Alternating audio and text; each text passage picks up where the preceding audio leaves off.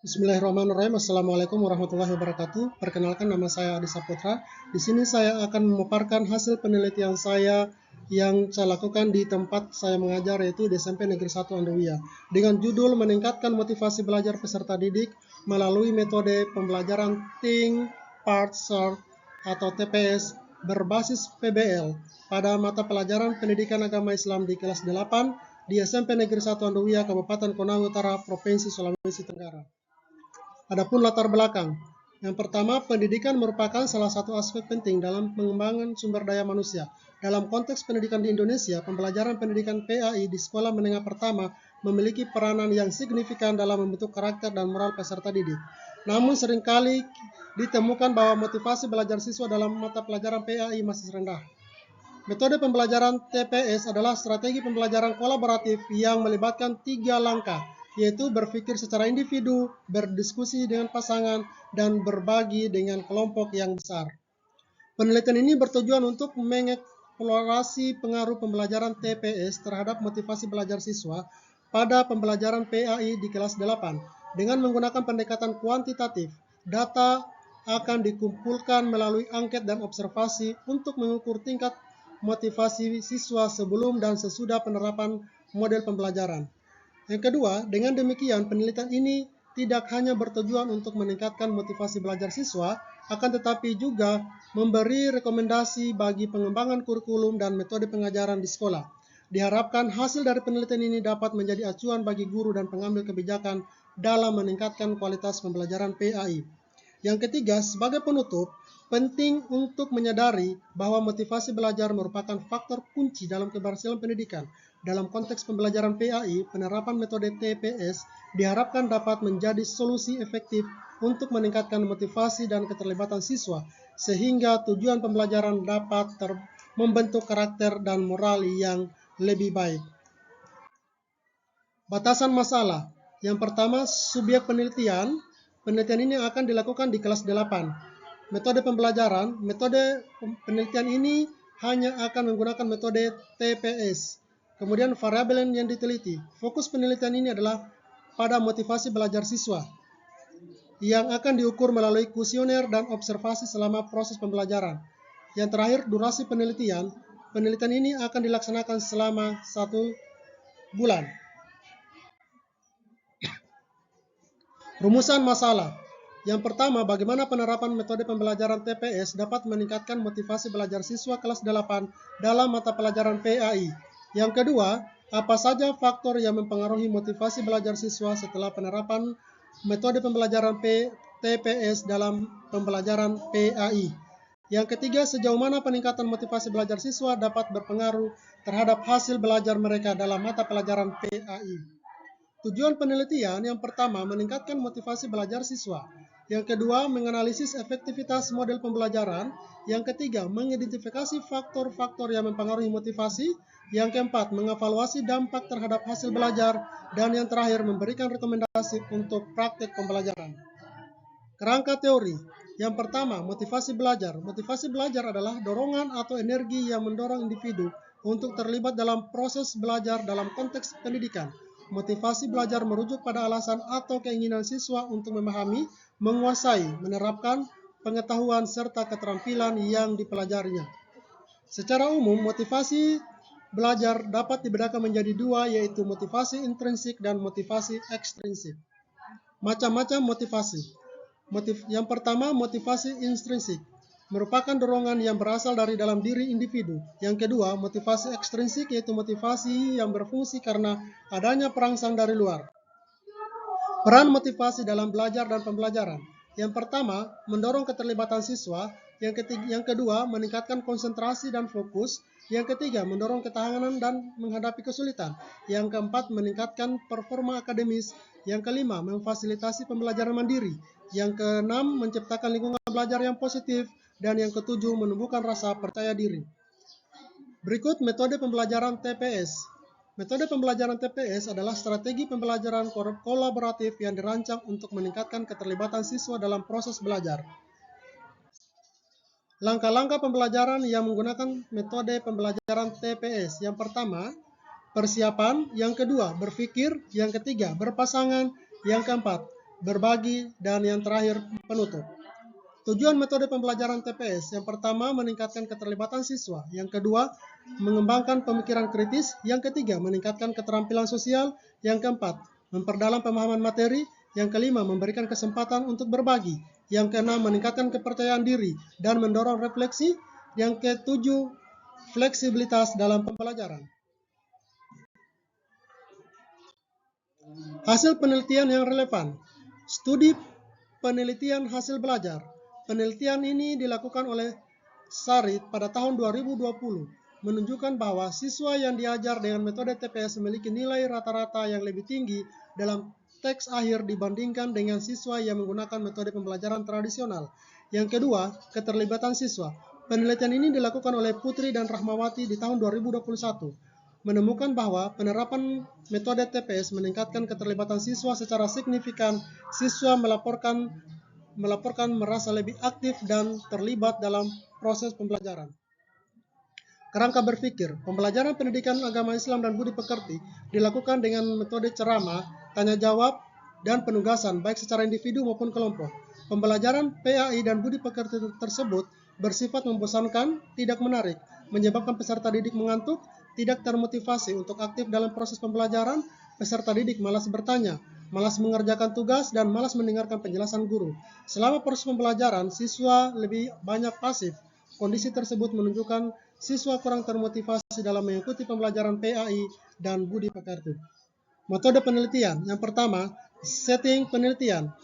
Penelitian tindakan kelas ini dilakukan di SMP Negeri 1 Andowia, Kabupaten Konawe Utara, Provinsi Sulawesi Tenggara, yang berada di kota kabupaten. Di SMP Negeri 1 Andowia, Kabupaten Konawe Utara, Provinsi Sulawesi Tenggara mempunyai rombongan belajar sebanyak 12 ruang. Fasilitas yang hampir lengkap dengan adanya perpustakaan yang memadai, laboratorium IPA, laboratorium komputer, dan lain-lain. Dengan jumlah guru sebanyak 14 guru PNS dan 13 guru PTK, serta 6 tenaga kependidikan. Yang kedua, objek penelitian. Objek penelitian ini adalah siswa kelas 8C SMP Negeri 1 Andowia, Kabupaten Konawe Utara, Provinsi Sulawesi Tenggara dengan jumlah siswa sebanyak 26, yang terdiri dari 18 siswa laki-laki dan 8 siswa perempuan. Prosedur penelitian. Waktu penelitian tindakan kelas ini dilaksanakan selama beberapa hari, yaitu pada bulan November sampai Desember. Penelitian ini pada materi meyakini iman kepada Nabi dan Rasul. Penelitian ini dirancang sebanyak 2 siklus, masing-masing siklus 1 kali pertemuan. Penelitian ini menggunakan desain penelitian tindakan kelas dengan siklus. Deskripsi hasil penelitian siklus 1. Yang pertama, perencanaan. Pada tahap perencanaan, guru mempersiapkan tindakan berupa rencana modul pembelajaran yang sesuai dengan metode pembelajaran TPS atau tipe pembelajaran berbasis masalah dengan materi meyakini iman kepada Nabi dan Rasul. Di samping itu, guru juga membuat lembar kerja atau biasa dikenal LKPD dan menyusun lembar observasi aktivitas guru dan siswa. Selanjutnya, guru membuat tes hasil sebelum pelaksanaan tindakan kelas dilakukan di kelas. Yang kedua, pelaksanaan. Pelaksanaan tindakan kelas siklus 1 dilaksanakan pada hari Senin, tanggal 25 November pada pukul 9.50 sampai 12.05. Kegiatan pembelajaran yang dilakukan terdiri dari 3 tahap, yaitu kegiatan pendahuluan, kegiatan inti, dan kegiatan penutup. Pada kegiatan pendahuluan, guru melakukan 3 kegiatan, yaitu menyapa, mengecek kehadiran siswa, melakukan ice breaking berupa menyanyi, mengalihkan pengetahuan siswa, dan mengaitkan materi pembelajaran yang telah diajarkan sebelumnya. Hasil observasi. Partisipasi siswa kelas 8C SMP Negeri 1 Andowia dalam kegiatan belajar mengajar pendidikan agama Islam. Hal ini terlihat dari hasil belajar siswa pada siklus 1.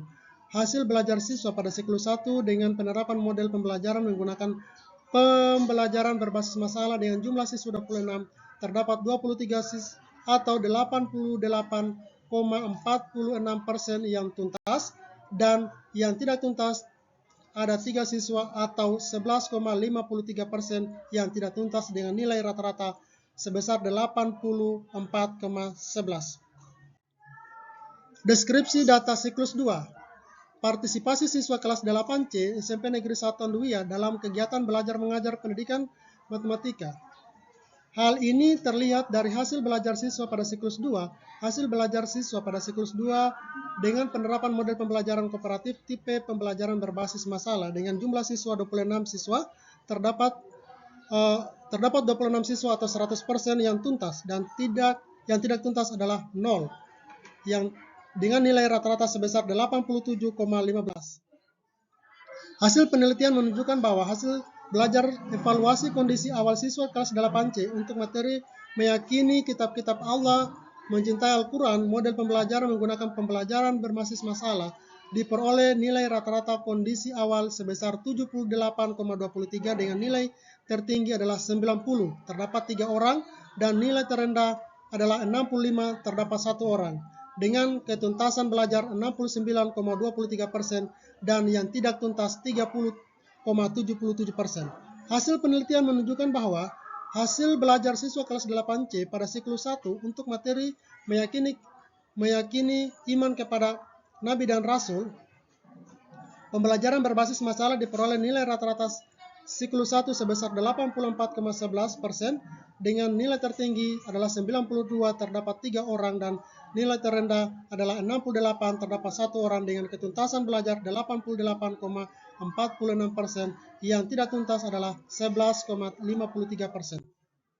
Sedangkan pada siklus kedua, untuk materi meyakini iman kepada Nabi dan Rasul, nilai rata-rata siklus 2 sebesar 87,15 dengan nilai rata-rata 93, terdapat 2 orang, dan nilai terendah adalah 80, terdapat 2 orang, dengan ketuntasan belajar 100%, dan yang tidak tuntas 0.